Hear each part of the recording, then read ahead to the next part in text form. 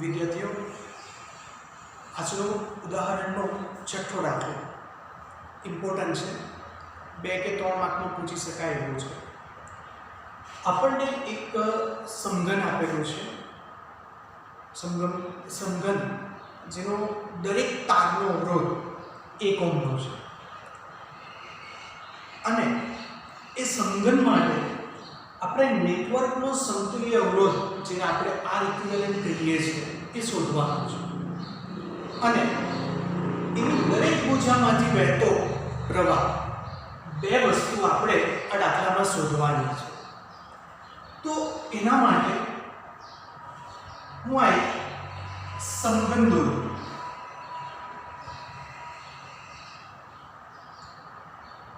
સમઘન ના શિરોબિંદુના નામ પણ આપી દો. તો ધારો કે આ A છે, B છે, C છે અને આ D છે.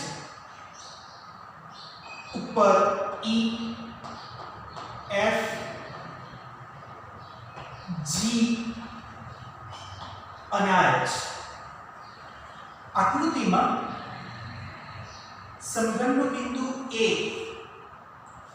એ બાહ્ય બેટરીના ધન છેડા સાથે જોડાયેલો છે અને જેને 10 વોલ્ટનો વોલ્ટેજ આપેલો છે તથા ઋણ છેડો એ G સાથે જોડાયેલો છે. તો આકૃતિ માટે આપણે સમતુલ્ય અવરોધ અને વહેતો પ્રવાહ શોધવાનો છે. હવે આકૃતિમાં આ જે A B છે, A E છે, આવા જે આપણે જે સમઘનની જે રેખા જોઈએ છે અહીંયા અવરોધક તાર તરીકે લીધેલો છે. તો A થી E કે E થી F ગમે તે લઈએ, આ બધા અવરોધક તારનું મૂલ્ય એ 1 ઓહ્મ જેટલું છે. એ રકમમાં આપેલું છે. દરેક નું મૂલ્ય 1 ઓહ્મ. હું અત્યારે ધારી લઉં કે અત્યારે R જેટલું છે. ચાલો હવે કિર્ચોફના પહેલા અને બીજા નિયમની મદદથી આપણે આ દાખલો ગણશું.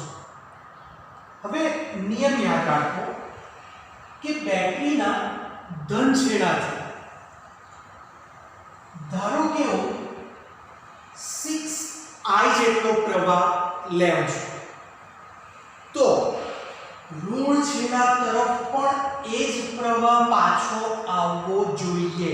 એ જરૂરી છે કારણ કે બેટરીના આ ઓહ્મના નિયમ પ્રમાણે તમે ધન છેડામાંથી જેટલો પ્રવાહ બહાર કાઢો તો ઋણ છેડા આગળ તેટલો જ પ્રવાહ આવે.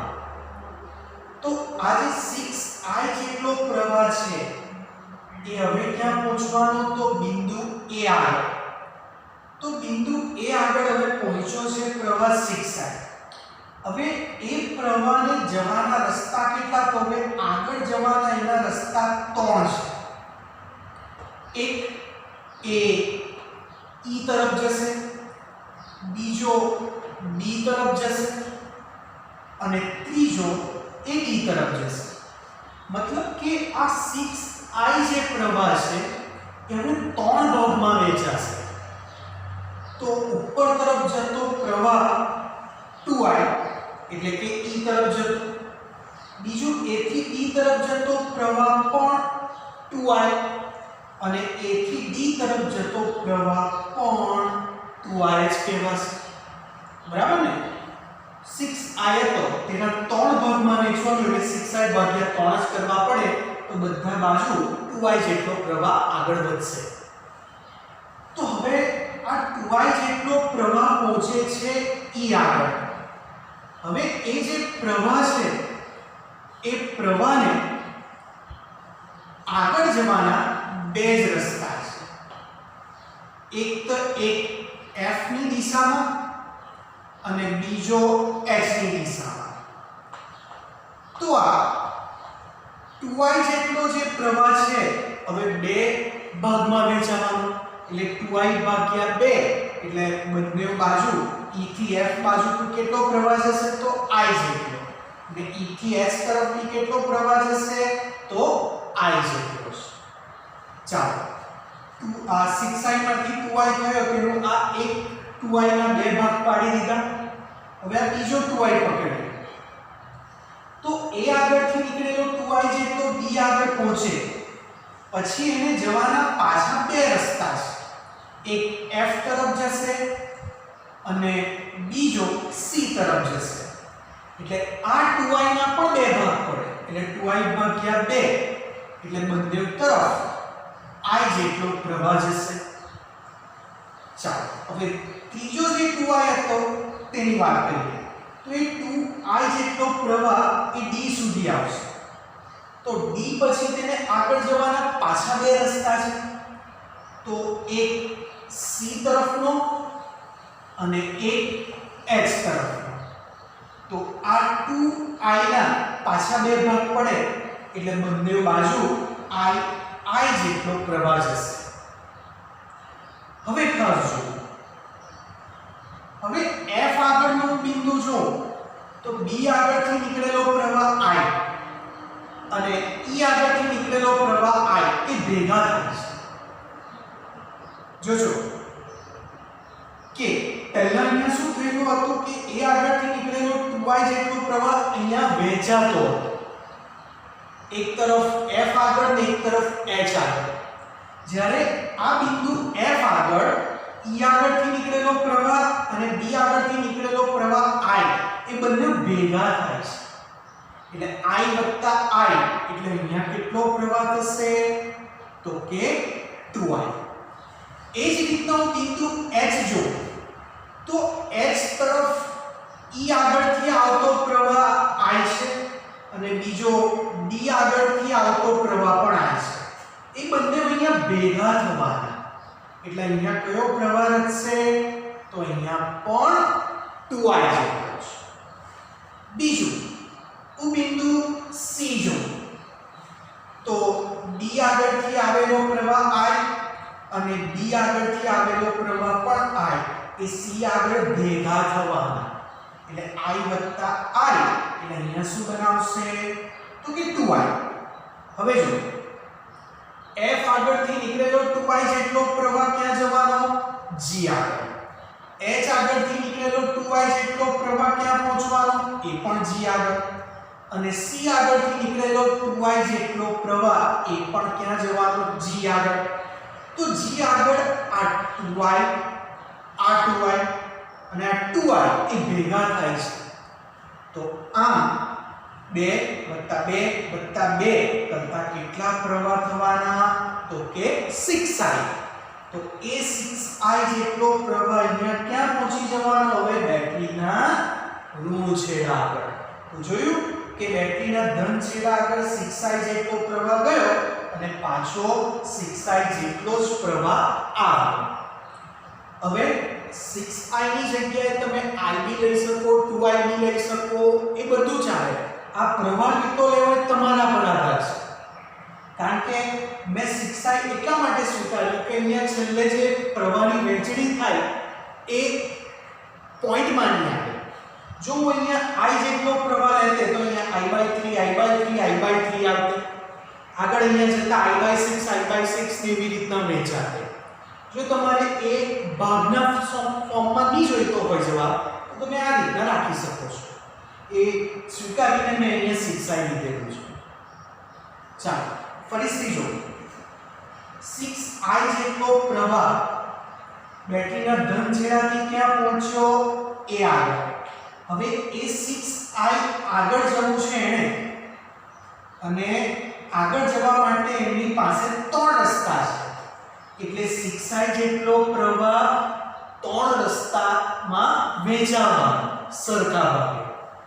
તો એક તરફ જશે 2I જેટલો E તરફ, બીજે બાજુ B તરફથી જશે પ્રવાહ 2I અને D આગળથી જશે પ્રવાહ 2I.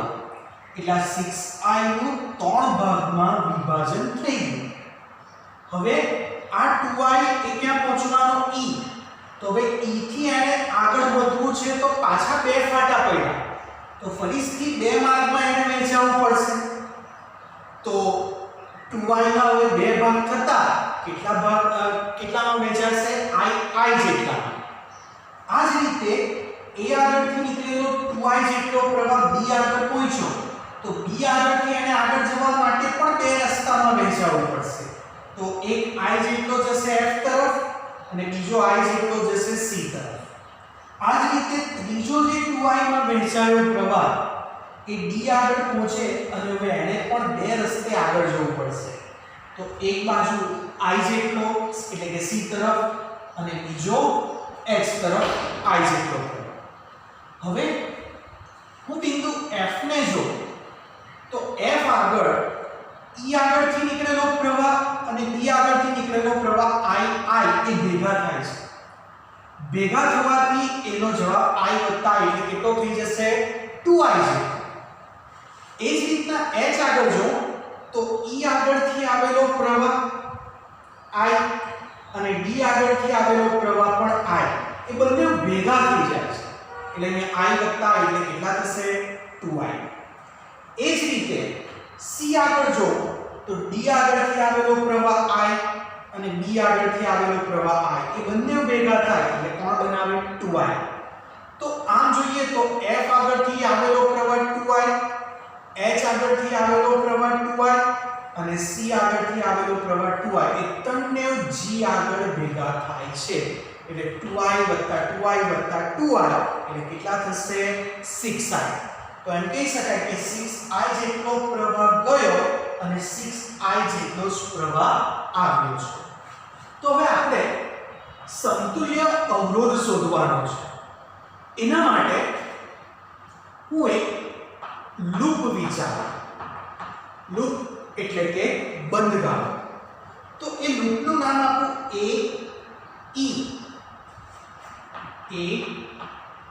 e f g. આ બેટરીનો EMF થી a બંધગાળો રચે. બંધગાળો મતલબ કે જ્યાંથી શરૂઆત થાય પાછો ત્યાં જ આવવું જોઈએ. હવે નિયમ પ્રમાણે આપણે જે બંધગાળો છે એ ચક્ર એ વિષમઘડી દિશામાં લીધેલું છે એનું ચક્ર. તો a થી પહેલા ક્યાં જવાનું છે a થી e. તો a થી e માં જોઈએ. હા ધ્યાન રાખજો આપણે અવરોધ અત્યારે r લેતા છે પછી r = 1 લઈ લઈશું. તો a થી e તરફ જતો પ્રવાહ ને આ ચક્ર બંને એક જ દિશામાં છે એટલે -2r લખાશે. કારણ કે a થી e માં અવરોધ છે r અને તેમાંથી વહેતો પ્રવાહ કેટલો છે તો કે 2i છે. ચાલો હવે કોણ આવશે e થી f. તો e થી f નો પણ અવરોધ r જ છે પણ એમાંથી વહેતો પ્રવાહ i છે. તો એ પ્રવાહની દિશાના બંધગાળો એ બંને એક જ દિશામાં જાય છે એટલે આગળ મારે શું લખવું પડશે માઈનસ. હવે આપણે f થી g જવાનું છે. તો f થી g માં પ્રવાહની દિશા અને આ બંધગાળાની દિશા બંને એક જ દિશામાં છે એટલે -2ir. હવે g થી ક્યાં જવાનું બેટરી તરફ. તો g થી બેટરી તરફ જઈએ તો બેટરીનો પહેલા કયો છેડો મળે છે માઈનસ એટલે બરાબરની આ બાજુ લખી દઉં -emf. અને હવે અંતે g થી a emf થી a. તો emf થી a વચ્ચે કોઈ તાર નથી એટલે a લખવામાં નહીં આવે. ચાલો તો માઈનસ માઈનસ આ બધું જ પ્લસ આ emf. ચાલો 2 ને 3 ને 2 એટલે 5 આઈડિયા અને સમીકરણ નંબર 1 આપી દો. હવે આ જે આકૃતિ હતી એનો આપણે સમતુલ્ય અવરોધ ધારો મેળવવાનો છે. તો આ સમઘનમાં જેટલા બી તાર હતા 12 જેટલા તારા એનો સમતુલ્ય અવરોધ ધારી લો કે ધારો કે તે R ઇક્વિવેલન્ટ છે અને આપણે બેટરી જેનો EMF 10 વોલ્ટ છે, એ તો રકમમાં આપેલું છે. અને બીજું આપણે આકૃતિમાં જોયું તે પ્રમાણે 6I જેટલો પ્રવાહ દાખલ કર્યો અને 6I જેટલો પ્રવાહ લાવ્યો. તો આ આકૃતિ માટે શું સૂત્ર લખી શકાય? તો EMF is equal to 6I into R equivalent. બરાબર ને? કારણ કે V is equal to IR. આપણે V એટલે વિદ્યુત સ્થિતિમાન લઈએ છીએ અને અહીંયા H EMF જ છે. 6I કારણ કે એમાંથી 6I જેટલો પ્રવાહ જાય છે ને આવે છે. અને R equivalent એટલે આ જે 12 તાર છે તેનો આ સમતુલ્ય અવરોધ છે. તો હું હવે સમીકરણ નંબર 1 અને 2 ને સરખાવતા. જો સરખાવવામાં આવે તો 5IR is equal to 6IR equivalent લખાશે. તો આ I cancel is equal to 5.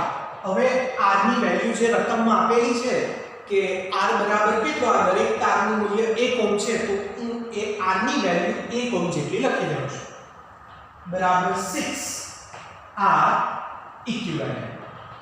તો માટે R equivalent બરાબર શું લખાય? તો 5/6. આ થઈ ગયો સમતુલ્ય અવરોધ. આ R equivalent મળી ગયો. હવે આપણે શોધવાનું છે પ્રવાહ. તો એ પ્રવાહ શોધવા માટે હું સમીકરણ નંબર 2 માં જાઉં.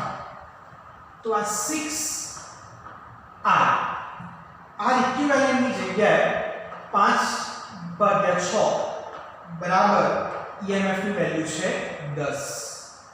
તો માટે આ કેન્સલ.